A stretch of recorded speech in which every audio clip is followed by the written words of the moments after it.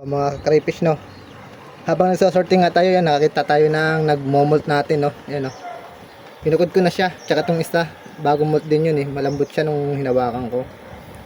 Yan, no, so ito yung mga kapatid niya. Yan, ito yung samba natin na craylings na nandito, no. So ngayon nililipat na natin sila sa mas malawak na pond. Lipat natin sila dito kasi mas mabilis talaga lumaki pag malawak ang pond natin. Yan, no, ito, mamolt siya, kukuha na natin siya ng video, no. Yan,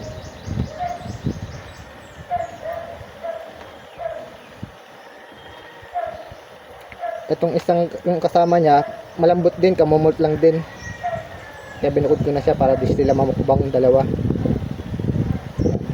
Acclimate ko na rin itong mga kapatid nila para maglagay ko dun sa isang pond sa bago. Lilinisin ko lang yun, pero ang ilalagay ko rin na tubig, itong tubig nila, para di sila basta-basta manibago. Tagal din pala nila mag-molt, no?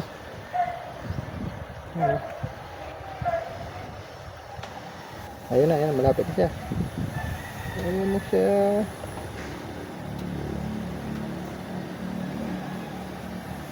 Buti nakita natin at naibukod natin siya, no?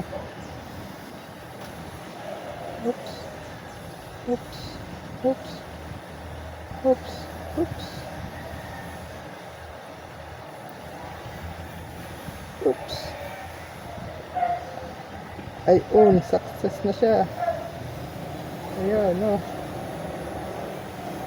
Buntot na lang ng kapit. Hindi naman magkakainan yung dalawang yan. Lagyan na rin natin ng hides para sure tayo. Ito, lilinis tayo, ayan, o, ayan, kaya na, tago ka na. Ayan, o, nakapag-actual tayo ng molting. O, sige, susunod ulit mga crayfish.